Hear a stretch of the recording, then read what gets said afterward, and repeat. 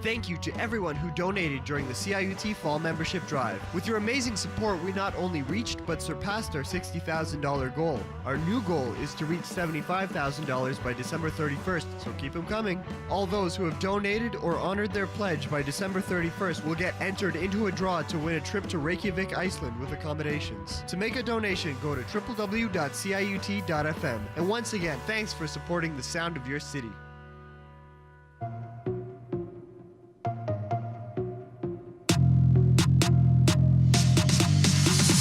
The sound of your city. Right here, right now, every day. CIUT 89.5, Toronto.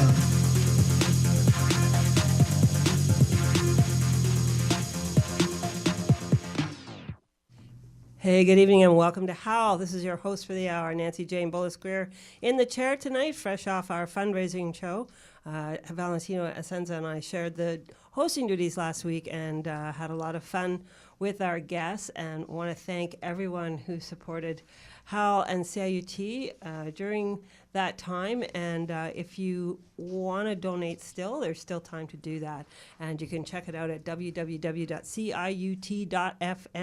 So please do. And for those that have, thank you so much. We have a great show tonight, so I hope you can stick around. We're going to be talking to Brenda Clues with her new book called Title Fury, which is published by Guernica Editions. And then we're going to be speaking to Alfonso Licata, who is the artistic director of Here, about an exciting event that's happening on Saturday. And then we're going to be speaking with Genevieve Lehr about her new book out with Brick Book. So please stick around. We're going to start off with a track from Eugene Ripper, and this is called Vincent's Lament on CIUT 89.5 FM.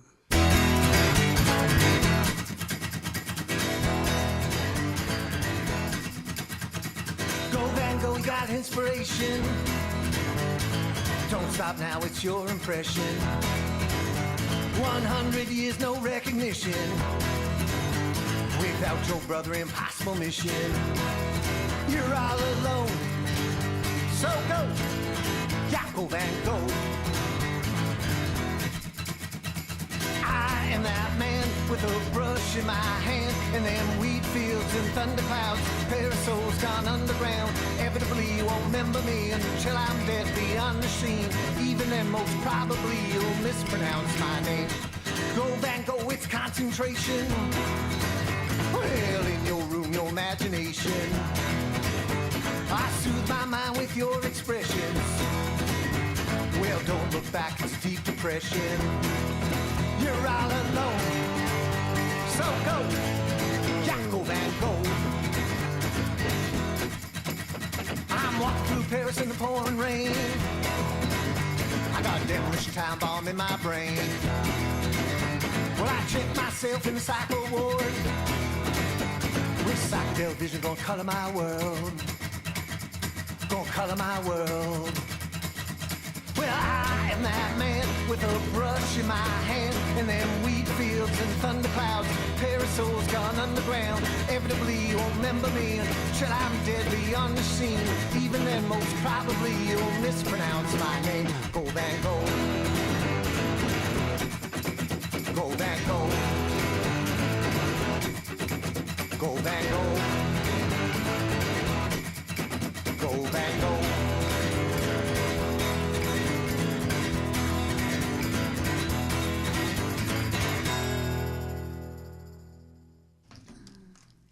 Hey, and we're back. This is Nancy Jane Bullis in the chair, and I'm very happy to have here with me in the studio Brenda Clues with her book called Title Fury, and it's an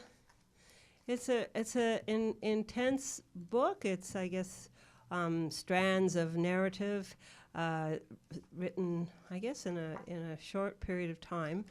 And throughout the book, Brenda has included a lot of her artwork. So it's a really beautiful book to read. Thank you, Nancy. You're welcome. And so nice to be here. It's so great to have you. Yeah, I'm really delighted and honored, and You know that you've read this is like marvelous. Oh, it's just to introduce people to Brenda, that her work explores intersections of writing, painting, and video poetry. Poem fragments are written into paintings, or a painting evokes a poem that is later written into it. She may dance a poem while wearing a mask that has emerged from a painting. She is a multimedia artist whose approach to a topic includes poetry, painting, theory, dance, recordings, and video. And I'm just so happy to have her here today. And she has lived most of her life in Toronto. She is African Canadian and born in a small mining town in Zimbabwe. And she cites her early years spent barefoot living in a compound of mud huts with many wild animals and the wonderful people there in the jungle of Kafu National Park in Zambia, for her deep resonance with the beauty, strangeness, and brilliance of the tribal mind and the natural world. So that's quite an experience, a background that you come from, coming from. It sure is. How long did you live there in Zimbabwe? Well, actually, I was only in Zimbabwe till I was 2, and then we moved into the largest game park in Africa, lived in mud huts. Yeah. And it was the old Africa with all the wild animals, and my dad was a geologist working with a mining company looking for copper. So we were tons of very poisonous snakes, which show up a lot in tidal theory. I wore my snake ring just because of all the snakes. And, everything, lions and giraffes and hyenas and rhinos and elephants and, you name it, ants like half an inch big, Oh, my goodness, bugs, like just, the old Africa that, maybe it still exists, but there's been so much poaching. So I have this incredibly rich, colorful childhood that is still almost the high point of my life. And still, my writing is always referring to it. And I think, I used to go into the African village. I wasn't supposed to all the time. And, they're drumming and dancing and music. And I think just those rhythms are in my work. I think it's an early thing. And then did you move there? From there, did you come to Canada? No, we went to England for 3 years. My dad did a doctorate in geochemistry, and then we came to Toronto. So I've been here a long time. But I still feel like an immigrant. It's funny. It never goes away. It doesn't go Because away. I don't have a whole, back history here, and I don't have family here. No aunts, uncles, grandparents, cousins, It's just my brothers and I and our children. So there's always this sense of dislocation, even though I love Canada, like absolutely love Canada, always did. First moment we took a boat from England, saw the into the St. Lawrence, saw, I guess, Newfoundland. It was like, wow, I just fell in love at that moment. Yeah. That was it. That was it. That was it. Oh, But it's true. I mean, those childhood years are your formative years, and they sort of are what you have to compare when you go out into the world, and and it's a little different than here, but it's great that you are. And how did this book, Tidal Fury, come about? I guess it was written about 10 years ago. Yeah, it had a different title for a number of years. I think about 6 years ago, because there's a lot of Virid and Cinnabar, those two colors, and I thought, well, I wanted to call it.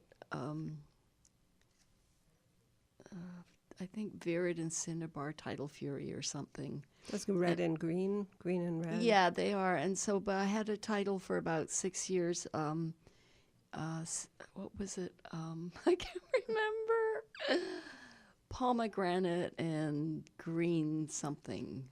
Okay. But I have ended up just shortening it to Tidal Fury, and it seems to fit. It's very much a story of the hidden passions of a artist in making, because it's really a story about finding my voice as a writer. Not having it silenced. Exactly. That there is a lot of imagery the about cover that. Michael Marola picked was one of my drawings, and it is a very powerful kind of, I'm here, I managed it. I got through all my stuff and I wrote this book. Yeah, it's very victorious. So the book is about the process of working through all kinds of things. And being a single mom, raising yeah, that your wasn't family. in here at all, but yes, that But was it's going in- on when it's I in the was back. writing it. Yes, when I was writing it, yes. When it was writing it. yeah. Yeah, it was more about you and as an artist. And you write to Monsieur. Yeah, now people have asked me about the Monsieur character. Is he real? He's probably an amalgam. Well, there is something here called grammars. If I can just find it. Monsieur, you are an invisible character, a reference outside the writing for whom the writing was written. Your eyes read as the reader's reads. You were conceived as a literary device. Then I discovered we knew each other intimately. So that just popped up. And then, we meet at the edge of the text. So he's sort of my lover. But who is he? He's probably an amalgam of at least 4 major relationships in my life. Because the way Tidal Fury is composed, it's like a weaving. Mm-hmm. So there'll be one color or strand, say the hybrid fish on the beach in Fellini's La Dolce Vita shows up fairly early on, and then that'll be picked up throughout the book. And it's almost like that's one color. Or there's the older narcissistic woman who's always, in black with red and on the beach and shouting, and she keeps reappearing. And there are different narratives in the story, but each one is almost separate from the other. And they get woven together. And yeah, the book is kind of a weaving of this, and they never speak, any of those figures. You're only getting it from the narrator's point of view. So the Monsieur has actually got different stories that appear in his weaving. And but there was somebody towards the end who who ends it. That did actually happen where yeah. So yeah, I don't know. It's a weaving of memory and amalgamation and all put together, and art and poetry and music. It's a bunch color. of different styles. So it's poetry, Mm-hmm. prose poetry, prose theory. There's even like epistolatory forms. There's even one piece that's one side of a telephone conversation. So there's all different styles. Because I believe we're multiple beings. And I think the way we understand our lives is from a number of different levels. Mm-hmm. And I know that, writing, you should simplify it, but I wanted to try to express the way we think. We can think we've got theory, we've got the imaginal, we've got what happened. We might be calling on myth, because there's a myth of the Medusa. Yeah, I wanted to ask about Medusa. So, there's a lot of stuff that we bring into play in anything that happens to us that's kind of major in our lives. And I want to get at some of that, how we approach everything from multiple angles in order to understand it. Mm-hmm. And express it. Yeah. Did you want to read from your book? I'm sure you said chthonic. Yeah, I You thought like this. that? Yeah. Oh, I haven't read it, so I'm very happy to read it. Okay. Chthonic, which is very earthy and, it's the serpent power. See, there's also Carl Jung, who said, follow your serpent. Oh. And dreams, he even said dreams were like snakes disappearing, leaving their skin behind. Oh, when wow. you remember the dream in the morning. But for him, the serpent represented dynamic energy of the psyche. So it is. So it fits in with your book. Yeah. So the Medusa appeared in here more in her traditional way. She was really scary, but she actually ended up becoming a muse because she is an artist. She turns she turns people into stone. Yes, she So she's a sculptress. And so she actually became the figure of a female muse for me. So, yeah, she's a very powerful. She is very powerful. I know. So, chthonic. Soft cotton sarong in wide swaths of orange, plum, cream, and simmering moons became a snake with many eyes. I know by the way it winds around my neck while I sway on the floor. Serpents of protection. Do I hallucinate? Gold snakes cling, pour over my swaying arms, wrap around my curving belly as I shimmy and gyrate the sensuous rhythms of flute and sitar. I am possessed. The writhing waterfall of coppery snakes stream while I hold earth lightning in my hands like the Minoan snake goddess. I can't stop dancing. I writhe and undulate and spin like a whirling wind, a belly dancer, a dervish, a dakini. I am the lady of serpents. Everywhere they slither and coil, an energy of creativity that persists despite inner dissensions, the envy of the other. The face of envy on the dance floor is a mass of dry, dead hair, an austere, thin frame, a rigid torso without sensuality or warmth. The cruelty exposed, its breath re-inhaled the fumes, unable to prevent, incapable of damaging, useless flap of useless motion, rendered impotent, powerless. Today the dictator died, the despot is deposed. The despot is deposed. The cries and laughter. Okay, let's do that line again. The cries and laughter of freedom rise to the skies. And that was a reference to Pinochet, the dictator who ruled Chile from 1973 to 1990, and he died in 2006. I tortured thousands and many disappeared. So you bring in some real life events that were happening at the time when you're also... Because that's how we are, aren't we? We're going through all this stuff. You know, this was at a dance event, a creative movement, free-form dance, where you could do whatever you liked. And, you know, you're remembering it, but there's also Pinochet died today, you know. I mean, that's the way we are. We pick up the newspaper in the middle of, you know, an emotional storm.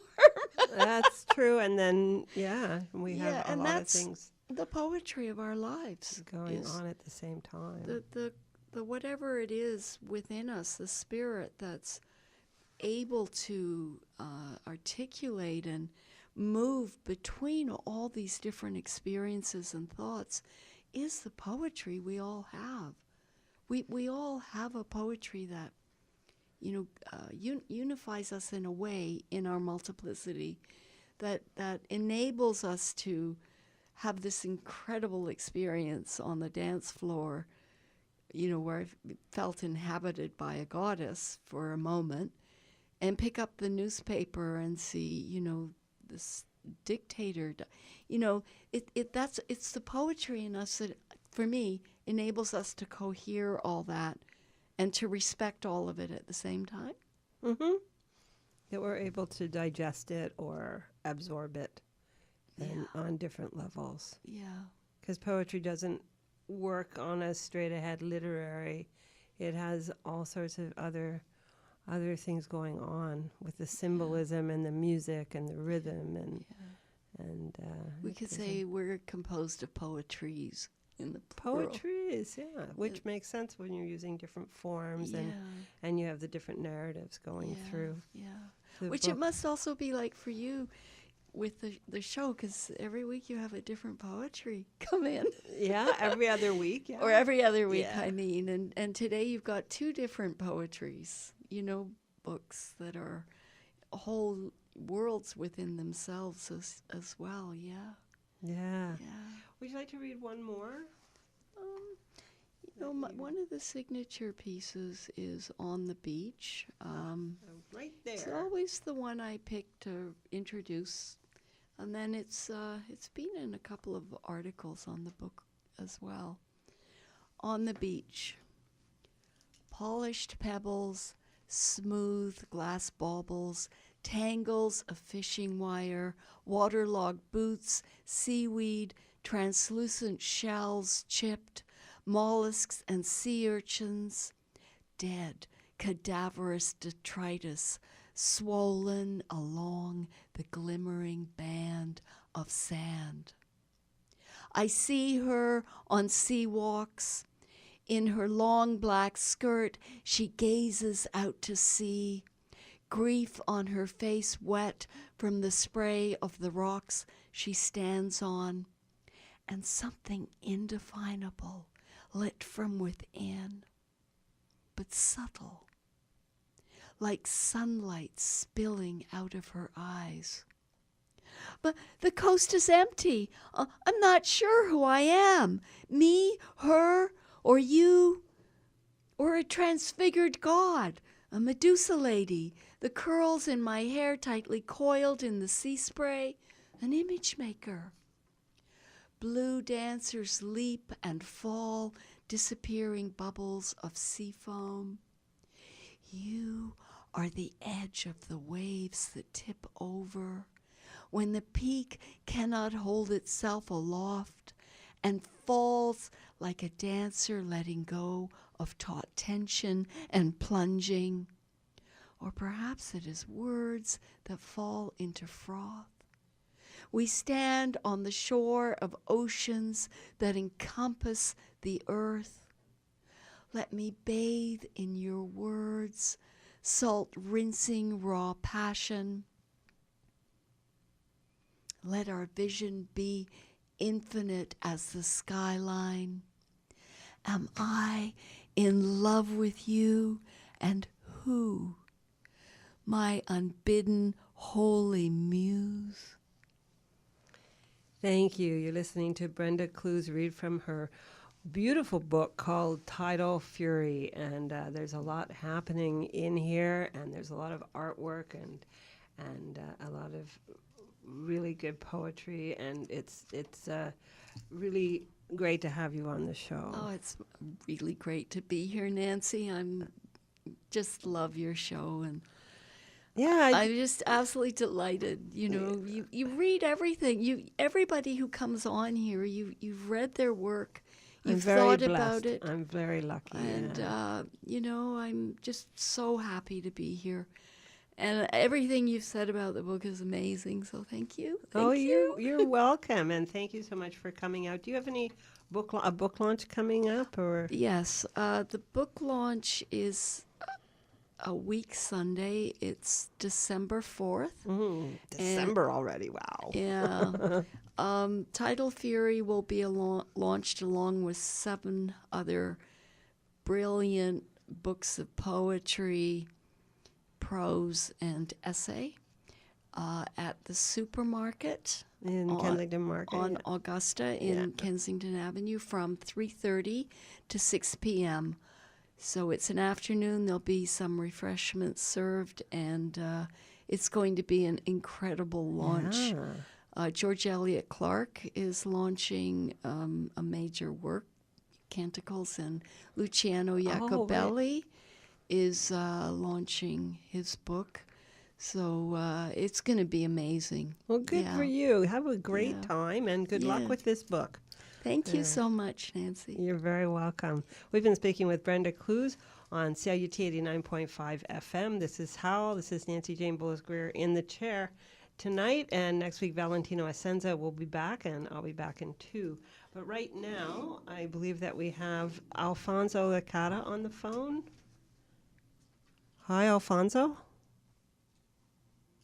And he's a founding member and artistic director of Here, which is an artistic creative collective that they put on these special events, and there's one coming up this November 26th at, well, we don't know yet at where, but Alfonso will give us the website of where you can go to find out. Apparently they make the announcement the day of the event, which is this Saturday, November 26th. There will be the Lemon Bucket Orchestra will be performing, as well as a Dirty Decibel, I believe, and there's going to be a great lineup of poets as well. And we're going to get Alfonso, I believe, on the line, maybe. And but I want to say thank you very much to everyone who donated, and if you still want to donate, you can. Please check it out at our website, www.ciut.fm. And I believe we have Alfonso on the line. Hi, Alfonso. Hey. The wonders of technology. Isn't it amazing? Absolutely. Absolutely. So how are you tonight, Alfonso? I'm well, thank you, Nancy. I appreciate you making some time here for myself and speaking about here and the wonderful work that we do. I love your show, and I think you're doing wonderful work. Thank you. Thank you. So it's a fundraiser, but it's also a creative collective of lots of artists who come together for an evening. That's correct. I mean, at its essence, here really is a fundraiser for literacy, and by literacy we define not just reading, writing, but numeracy and financial literacy. Oh, very important. Yeah, absolutely. And surprisingly enough, there's a misperception that we don't in North America, we don't in Canada, that is, suffer from the same issues that one would imagine sort of would be the case for less developed countries. But it is an issue, and one that is at the core of why Here is around. And so, as a backdrop, that's really what Here is about. It's about raising awareness, raising funds, and as I like to say, and as we like to say in general, Here is a great event for a great cause. So It is a collective. It's a creative arts collective, which follows, if you will, the salon culture of the 17th century. So a grand room with a number of various creative individuals coming together for the arts and for literacy. So this is the fourth. Is this the fourth year? It is. And it's all. We know the date is November 26th. Correct. But as far as where, you keep that secret till Saturday? Yes, we like to have fun with that. And so there's a number of things that make Here unique, and that would be one of them. And that is, we announce the actual location of the event on the day of the event.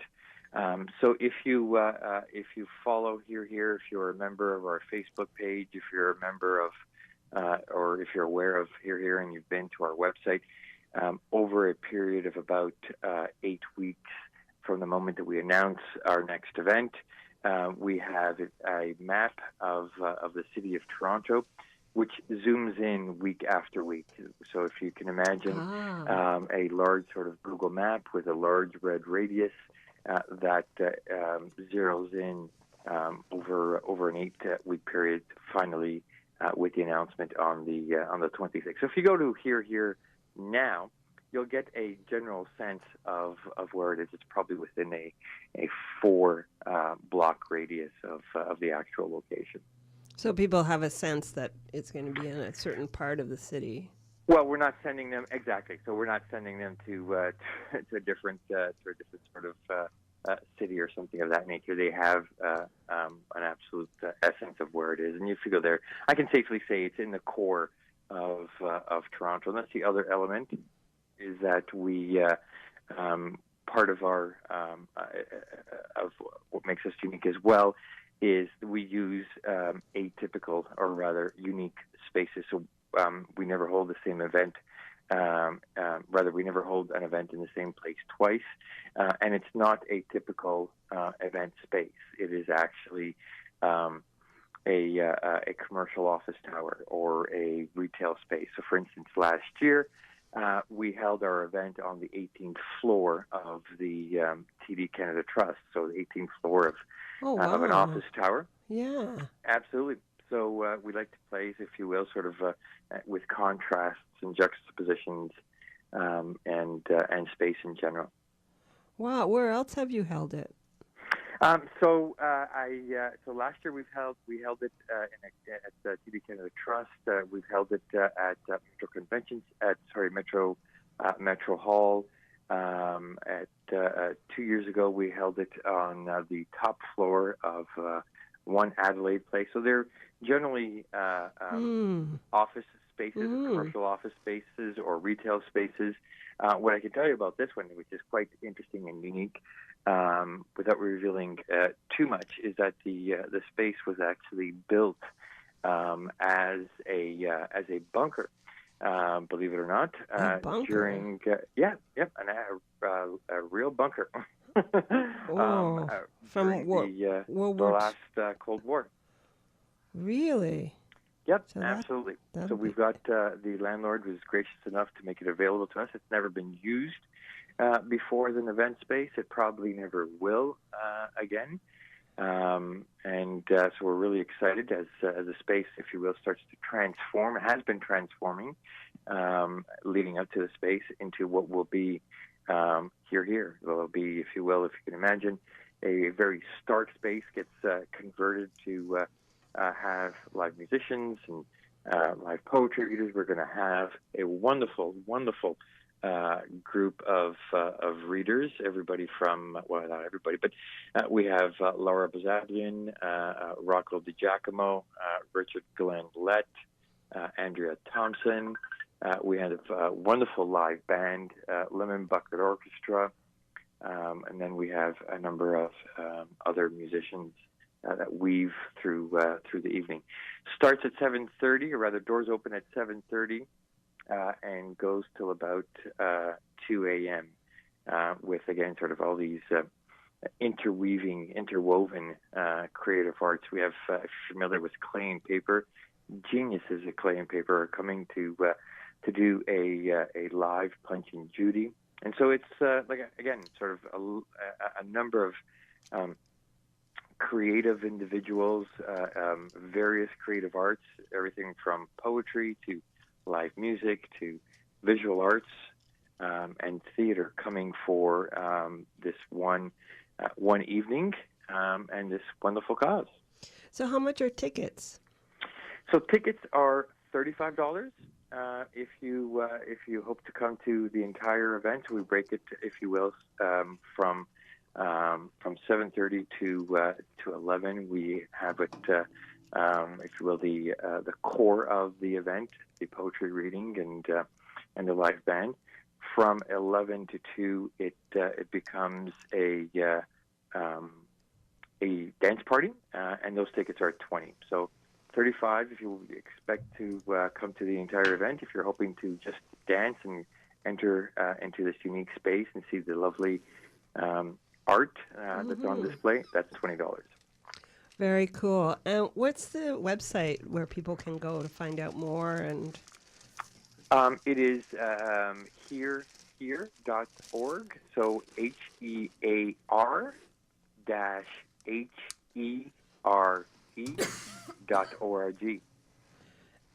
Excellent. Well, good luck to you, Alfonso. And it sounds like Thank a you, Nancy. fantastic evening and It a will be. great cause. What was that slogan again?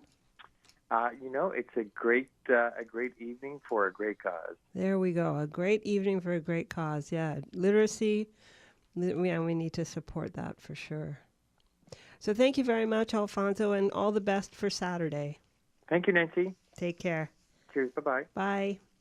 This is CIUT 89.5 FM. I'd like to thank Chris Cabasoso and Sean Plunkett for teching tonight. Thank you so much. We're just going to take a break for some PSAs and a song, and then we'll be back to speak with Genevieve Lehr on CIUT 89.5 FM.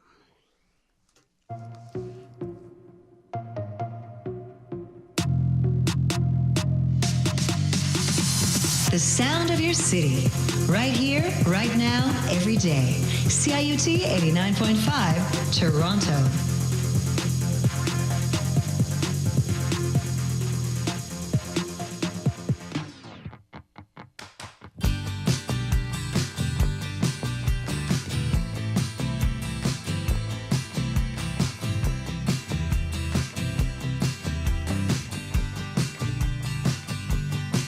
Well, your lips were smooth, your hands were used, your soul was pure, so pure it bruised,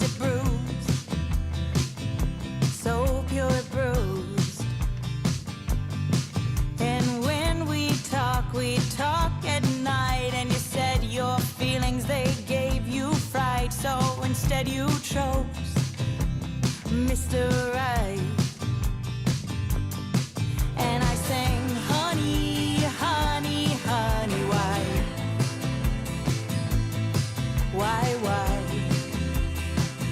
did you leave me so sad?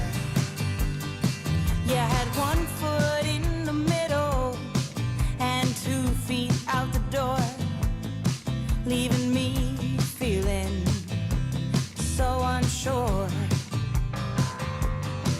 We were working it out, we were screaming out loud, and then one day you got your bags and ran away. Oh, you left me singing, honey, honey, honey, why? Oh, honey, why?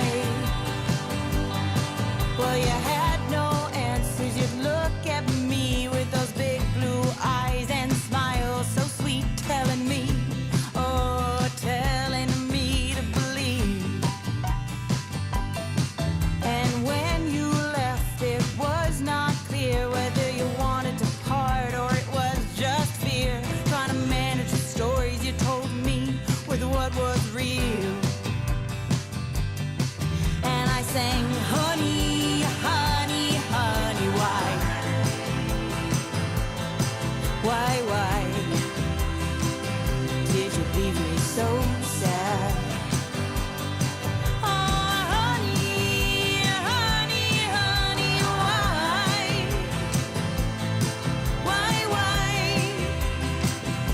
honey, why?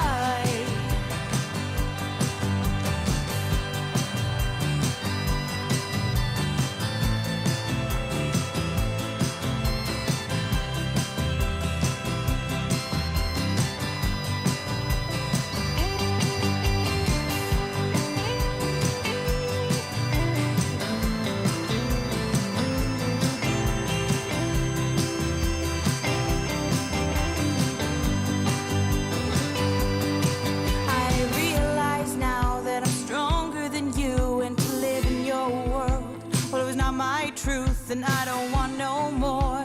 No, don't want no more Mr. Nice Guy. And I sing, honey, honey, honey, goodbye. Goodbye, oh, goodbye, Mr. Nice Guy.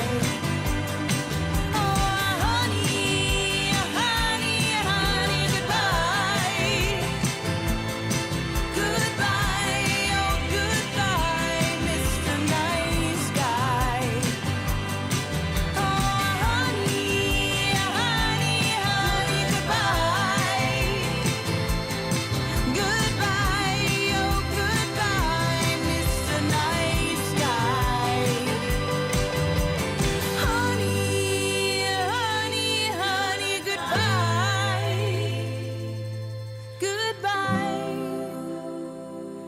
Mr. Nice Guy. And we're back. That was Piper Hayes with Honey from her EP called No More Mr. Nice Guy. And I'd like to welcome Genevieve Lehr to the studio. Hi, Genevieve. Hi there. Hi. I'll just introduce you to our listeners in case they might not be familiar with you. Genevieve was born in Newfoundland and has lived and worked as an ESL teacher coast to coast in Canada. She lives in Halifax. Her poetry has been published in a number of literary journals in Canada and abroad. She is the editor of Come and I Will Sing You, a Newfoundland songbook, which was published by University of Toronto Press 1985, reprinted 2003. Genevieve is the author of the chapbook The Design of Wings, Running the Goat Press 2004, and a previous poetry collection, The Sorrowing House, with Brick Books in 2004. And she is back with a new book with Brick Books called Stomata.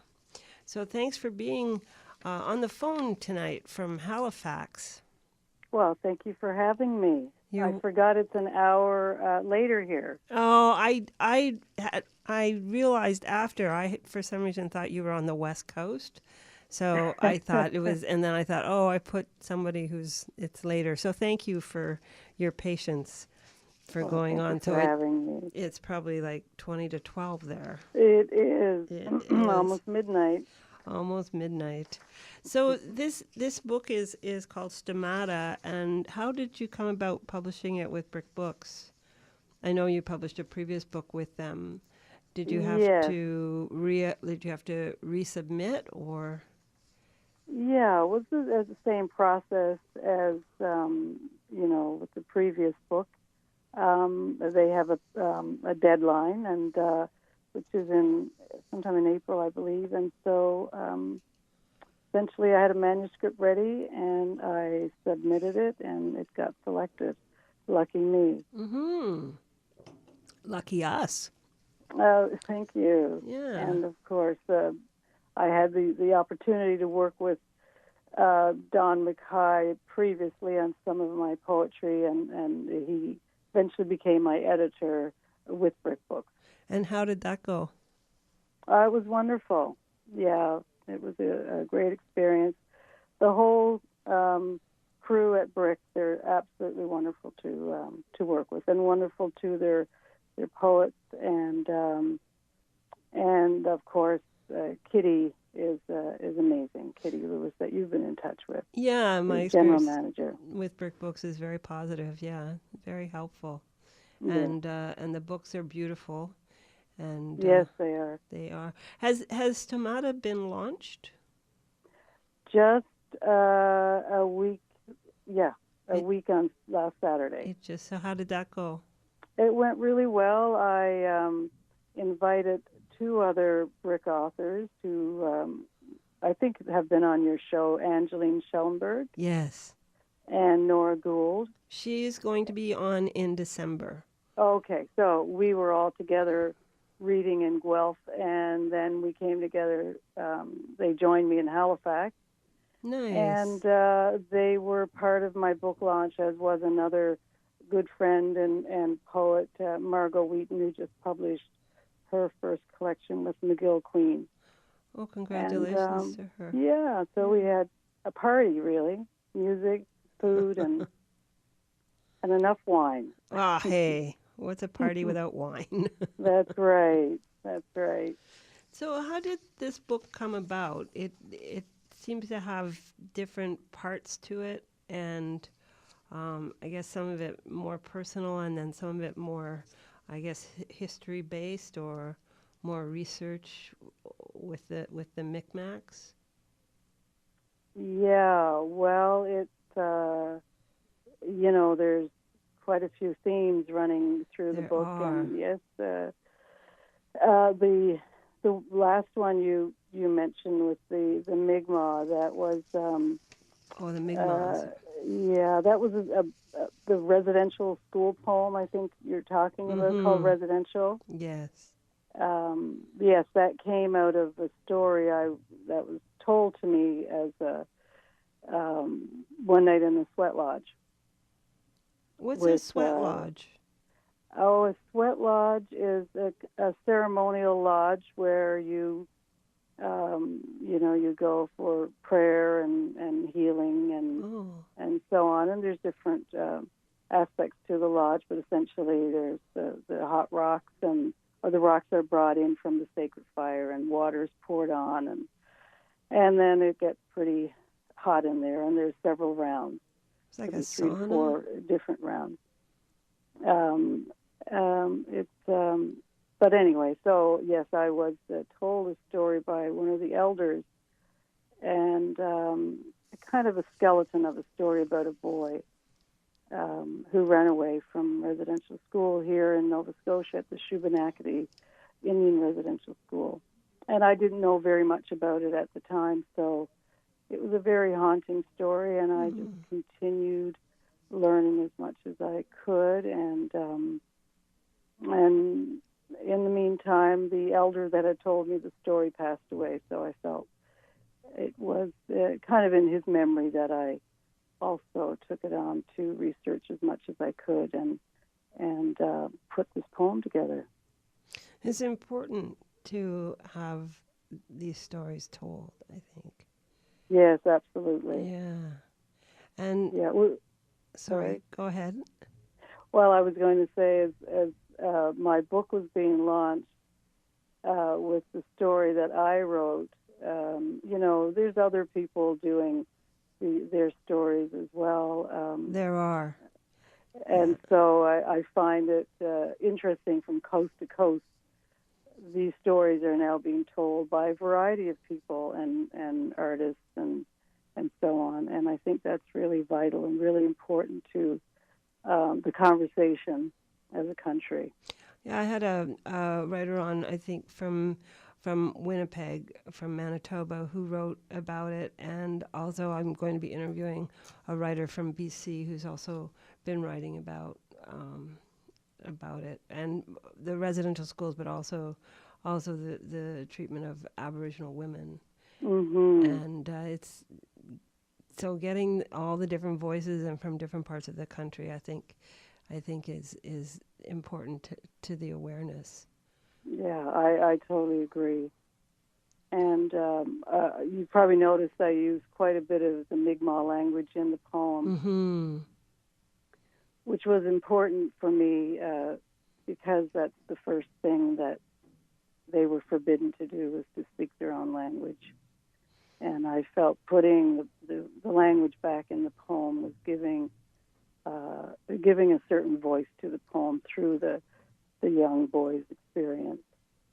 It's true how powerful language is and how we identify with it, and to have that voice taken away from you. Yes. It just goes to your core. That's right. Yes. It is so intimate and so fundamental to your identity that, without it, well, you lose a whole sense of your place in the world, yourself, and your community, and where do you come from? Exactly. It's been wiped away. Yes. Would you like to read from that part of your book? Well, I'm not really comfortable reading that poem because, and it's interesting you're asking me. At my book launch, I had a Mi'kmaq speaker read that poem.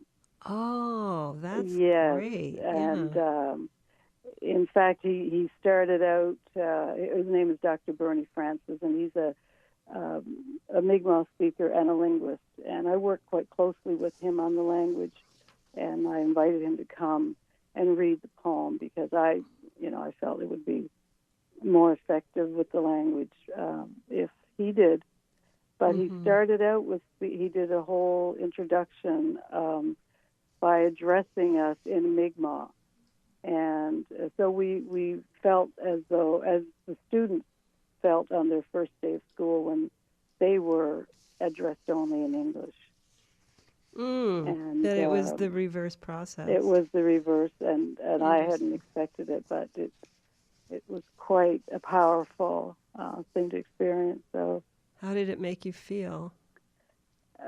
Well, it just, brought home the reality of what it was like for those children entering those institutions with very little knowledge of English and, expected to understand what was going on and beaten and humiliated and so on if they didn't know what was going on. So, yes, it just made it that much more real to us. So your book, Stomata, is broken down into, I guess, 4 parts. Yes. And the first part, Arcana, most of it, I guess, is about your mother? Well, Partly. she's in there. She's in there. It's a lot of family, and as I say, my mother is in there, and my father, And your father. and people that I've lost over the last few years, very close friends and family. So they're grief poems as well. Mm-hmm. Honoring their memories and praising them at the same time, as acknowledging the grief that one would naturally feel at loving deeply and losing somebody you love. Did it help with your own grieving process? Or did you write these after? I would assume. I think that in many cultures, grief is expressed through song, and Mm-hmm. poetry is a form of that. I would think so. Yes. I agree, yeah. I agree with that for sure. Would you like to read from your book? Yeah, I think I'll read a poem called Her Perfect Dress. It's a shortish poem. There's a lot of long poems. This is in the second section in Bone Pockets. Yes. Let me see.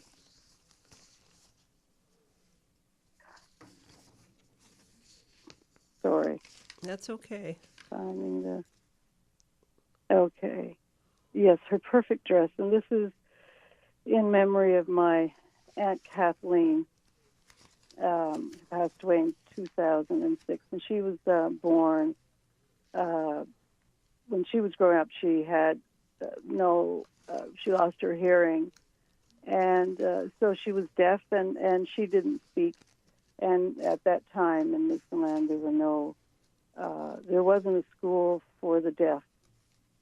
And at that time, they were called schools for the deaf and dumb, which really angered my aunt. But so she had to leave home, leave Newfoundland, and go to Halifax, where I am now, and go to school. So she was also felt angry that her own mother didn't learn sign language, and so it was difficult for her to communicate with her mother. But she did get a beautiful blue dress. So this poem is called Her Perfect Dress, and it's written at her funeral. Oh. Her perfect dress. She had the whooping cough as a child, burst her eardrums, couldn't hear or speak, got sent away to the school for the deaf and dumb in a far-off place. Gone so long she almost forgot her mother's face, but not her own rage. In the casket, her hair is pulled back, twisted into a bun, her mouth fixed in a grimace. That's the dress her mother gave her. That's her storm blue hair. Her arms are palm leaves folded across her breast, as if to keep the rain from staining her perfect dress. Thank you. You're listening to Genevieve Lehr read from her book called Stomata, which is published by Brick Books. A lot of the poems, you've set them up for a particular person who's passed. Yes, well, the ones from my mother, of course, she hasn't passed, but No, but and and I wasn't talking about, but from no, the other sections, you mentioned them at the front of the poem. yes, that's right. And yes, I do usually indicate which ones, and some are also for people that pass. For example, there's a poem called "On the Discovery of Unknown Skeletal Remains Along Highway 103," which is actually Highway 101. That was my mistake. And there was a woman. They were twinning that road back in I think 2002, and that highway, and they found the remains of a young woman, and it's an unsolved murder to this day. So I was driving past one night when I saw, in a rainstorm, when I saw them excavating the forensics team. So, but so they're somehow lost and unnamed people were also quite haunting to me as I was putting this book together. Would you like to read one more poem for us? And then a short one? Sure. Yeah, I can read.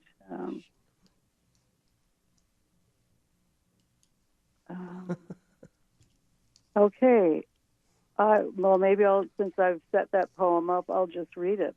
Oh, that would be great.